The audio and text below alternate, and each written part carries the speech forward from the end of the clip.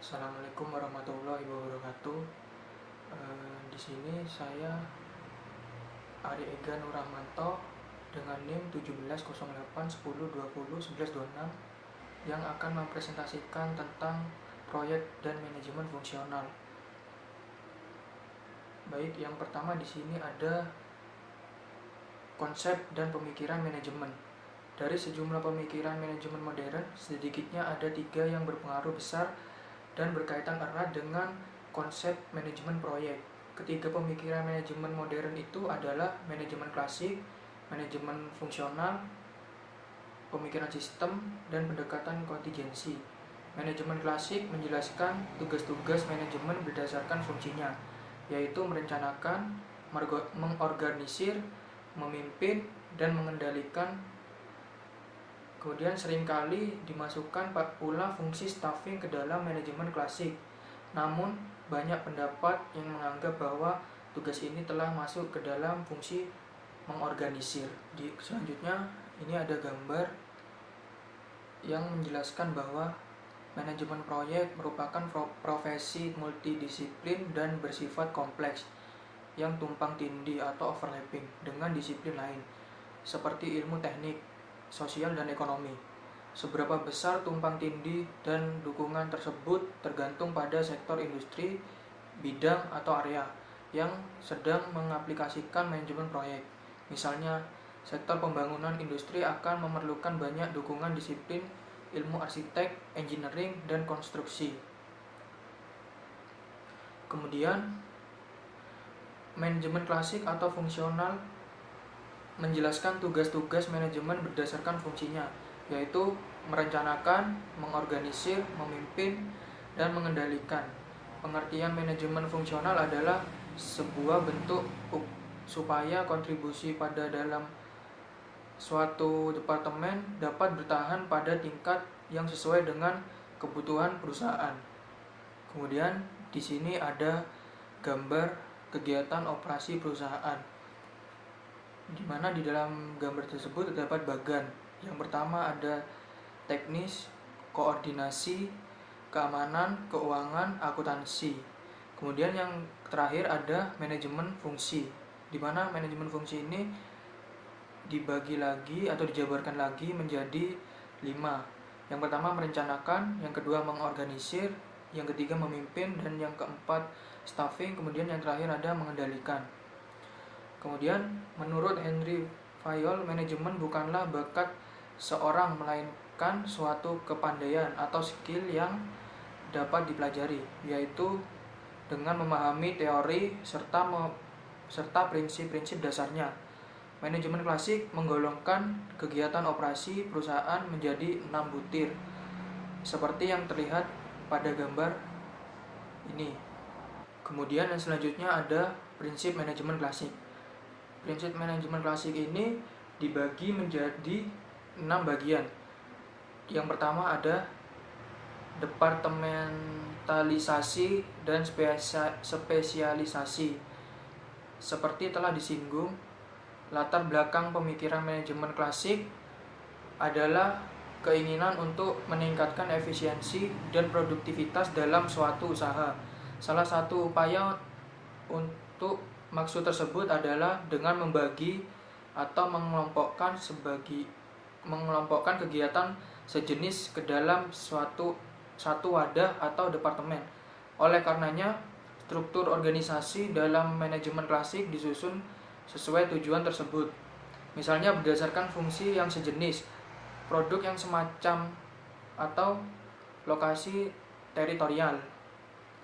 Kemudian yang kedua ada struktur piramida. Organisasi disusun menurut struktur piramida vertikal yang berfungsi sebagai kesatuan yang terpadu. Struktur ini mengandung pengertian bahwa ukuran besar kecilnya kompetensi sebanding dengan tinggi rendahnya tingkat di lapisan yang berjenjang dari organisasi tersebut. Dengan demikian, keputusan-keputusan dan arus kegiatan perusahaan mengalir turun naik sesuai hierarki. Tanggung jawab serta wewenang untuk mencapai sasaran yang telah ditentukan sebelumnya diberikan kepada mereka sesuai dengan posisi di jenjang hierarki. Semakin tinggi posisi, maka akan semakin besar wewenang untuk mengambil keputusan. Kemudian yang ketiga, ada otoritas dan rantai komando. Pola otoritas atau wewenang mengikuti komando vertikal, mengalir dari jenjang teratas sampai urutan terbawah. Bawahannya menerima perintah dari atasan dan melapor kepada hanya satu atasan. Bila bawahan harus melapor ke lebih dari satu atasan, maka akan timbul kebingungan. Kemudian selanjutnya ada pengambilan keputusan dan disiplin. Dalam hal pengambilan keputusan, titik berat diarahkan untuk membina pejabat eksekutif agar dapat diserahi tanggung jawab dalam pengambilan keputusan. Pembinaan tersebut dilakukan melalui seleksi yang ketat, pendidikan dan pelatihan, termasuk penugasan dari berbagai bidang agar mengetahui operasi dan macam-macam masalah yang dihadapi di dalam perusahaan secara menyeluruh. Hal ini akan menumbuhkan pengalaman bagi yang bersangkutan dan membuatnya lebih mantap dalam mengambil keputusan. Kemudian selanjutnya ada lini dan staf. Struktur organisasi manajemen klasik membedakan lini dan staf. Pejabat lini membuat keputusan sesuai dengan wewenang, sedangkan anggota staf memberikan nasihat hasil dari pemikiran dan pengalamannya. Anggota staf tidak mempunyai wewenang mengeluarkan perintah kepada pejabat lini. Umumnya, anggota staf berurusan dengan kegiatan yang bersifat keahlian atau spesialisasi. Kemudian ada hubungan atasan bawahan.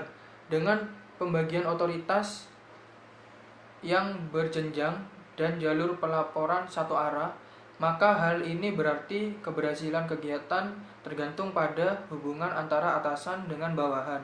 Bila hubungan formal tersebut terjalin secara sehat, maka potensi tercapainya sasaran perusahaan menjadi besar.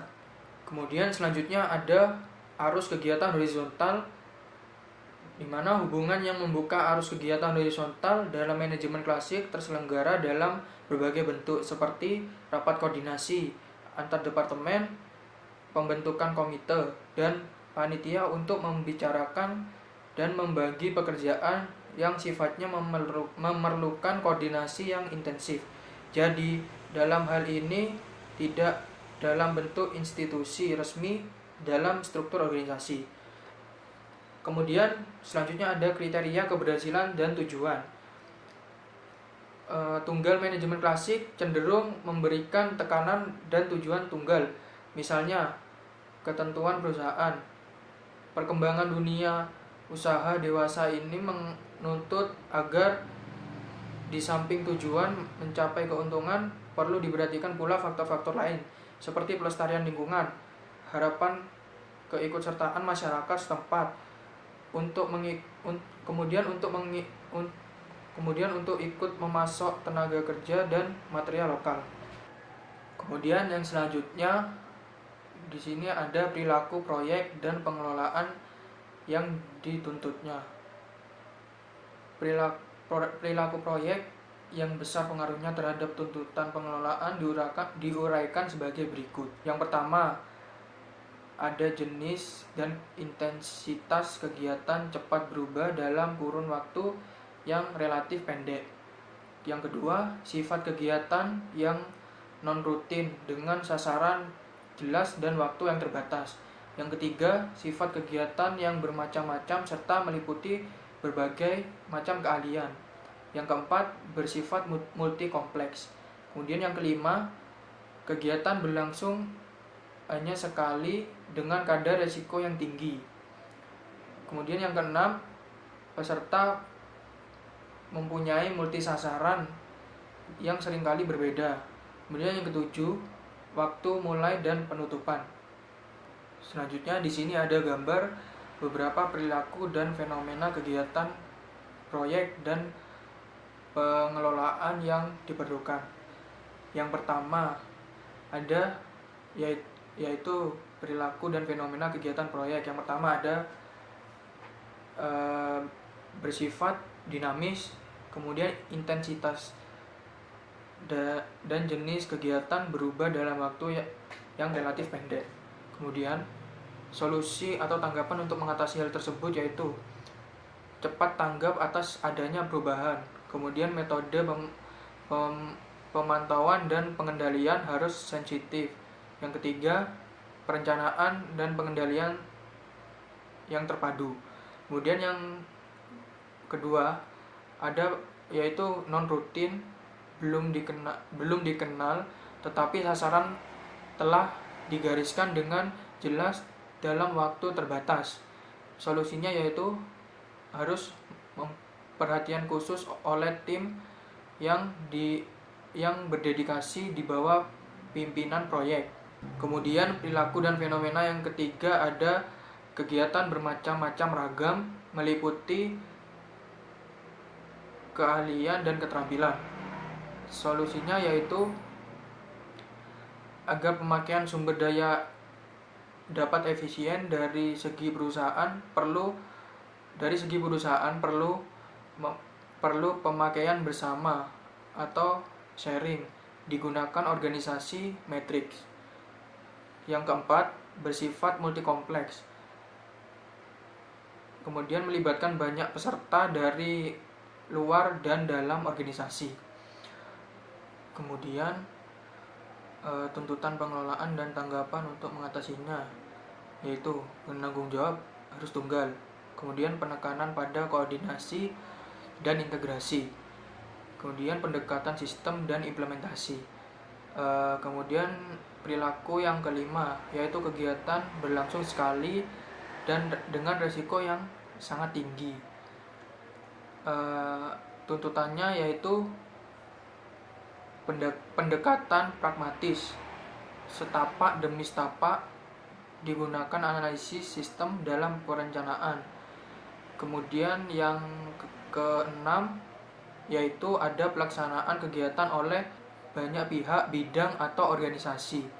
Kemudian tuntutannya yaitu untuk memperkecil hambatan birokrasi, diciptakan arus kegiatan dan komunikasi horizontal. Kemudian yang terakhir ada organisasi peserta proyek sering mempunyai sasaran yang sama dan berbeda pada waktu yang bersamaan. Kemudian yang selanjutnya ada manajemen proyek. Pembahasan barusan adalah identifikasi beberapa perilaku yang dominan dari kegiatan proyek yang menumbuhkan keharusan cara pengelolaan yang berbeda dari pengelolaan suatu kegiatan dengan lingkungan dan susunan yang relatif stabil, seperti kegiatan operasi rutin. Kemudian cara pengelolaan tersebut kemudian dinamakan dengan manajemen proyek. Di sini ada gambar yang memaparkan perbandingan antara wawasan manajemen proyek dengan manajemen fungsional yang mewakili pemikiran klasik atau beberapa fenomena. Untuk fenomena yang pertama ada lini staff dikotomi. Dari wawasan proyek, hierarki lini staff serta wewenang dan tanggung jawabnya tetap ada sebagai fungsi penunjang. Kemudian dari wawasan fungsional, fungsi lini mempunyai. Kemudian fenomena yang kedua ada hubungan atasan dengan bawahan. Kalau dari wawasan proyek, manajer ke spesialis, kelompok dengan kelompok. Dari segi fungsional, merupakan dasar hubungan pokok dalam struktur organisasi. Kemudian yang ketiga ada struktur piramida. Dari wawasan proyek, unsur-unsur rantai hubungan verifikasi tetap ada, ditambah adanya arus kegiatan horizontal. Kemudian dari wawasan fungsional, kegiatan utama organisasi dilakukan menurut hierarki vertikal. Yang selanjutnya ada kerjasama untuk mencapai tujuan. Dari wawasan proyek, joint venture para peserta pada tujuan yang sama dan ada juga yang berbeda. Dari segi fungsional, kelompok dalam organisasi dengan tujuan yang tunggal. Kemudian ada kesatuan komando. Kalau dari segi proyek, manajemen proyek mengelola menyilang lini fungsional untuk mencapai sasaran. Kemudian dari segi fungsional, manajer lini merupakan pemimpin tunggal dari kelompok yang bertujuan sama. Kemudian yang selanjutnya ada pemenang dan tanggung jawab. Dari segi proyek, terdapat kemungkinan tanggung jawab lebih besar kemudian dan juga dari otoritas resmi, serta yang dari segi fungsional, tanggung jawab sepadan dengan wewenang, integritas, tanggung jawab dan wewenang terpelihara. Kemudian yang terakhir ada jangka waktu. Dari segi proyek, kegiatan manajemen proyek terlangsung dalam jangka waktu yang pendek. Kemudian tidak cukup waktu untuk mencapai optimasi operasional proyek. Dari segi fungsional, terus-menerus dalam jangka panjang sesuai umur instalasi dan produk. Optimasi dapat diusahakan maksimal. Kemudian selanjutnya di sini juga ada gambar ringkasan hubungan manajemen proyek klasik dan pengelolaan proyek. Pada gambar ini dijabarkan 5 fungsi manajemen klasik. Yang A, pada dasarnya dirancang untuk mengelola kegiatan operasi rutin dengan keadaan yang relatif stabil. Kemudian 5 fungsi itu dihadapkan pada perilaku kegiatan proyek B. Kemudian karena sifat dan perilaku kegiatan proyek berbeda dengan kegiatan operasional rutin, maka penerapan 5 fungsi tersebut memerlukan penyesuaian seperti digunakannya pendekatan-pendekatan, teknik, serta metode yang disebut pada bagian C. Mungkin itu saja presentasi dari saya. Sekarang saatnya saya membacakan kesimpulannya. Berbagai pemikiran manajemen yang ada berpengaruh besar terhadap konsep manajemen proyek. Beberapa di antaranya adalah manajemen klasik, pemikiran sistem, pendekatan situasional. Kemudian manajemen proyek tumbuh karena dorongan mencari pendekatan pengelola yang sesuai dengan tuntutan dan sifat kegiatan proyek. Suatu kegiatan yang dinamis dan berbeda dengan kegiatan operasional rutin. Manajemen klasik yang sesuai untuk menangani kegiatan operasional rutin dianggap kurang cepat dalam menanggapi tuntutan dan perilaku kegiatan proyek. Untuk itu diperlukan berbagai penyesuaian seperti melembagakan arus kegiatan horizontal. Kemudian dinamika dan perilaku proyek yang berpengaruh besar terhadap pengelolaan adalah non-rutin. Waktunya relatif pendek. Aneka ragam kegiatan dengan intensitas naik turun secara tajam dan melibatkan multi organisasi dan banyak peserta. Kemudian konsep manajemen proyek menginginkan adanya penanggung jawab tunggal yang berfungsi sebagai pusat sumber informasi yang berkaitan dengan proyek, integrator dan koordinator semua kegiatan dan peserta sesuai kepentingan prioritas proyek. Perumusan dan pelaksanaan konsep manajemen proyek melalui evolusi yang bertingkat-tingkat dimulai dari ekspeditor, koordinator sampai menjadi bentuk seperti yang saat ini kita jumpai. Ya, mungkin itu presentasi dari saya, kurang lebihnya mohon maaf. Assalamualaikum warahmatullahi wabarakatuh.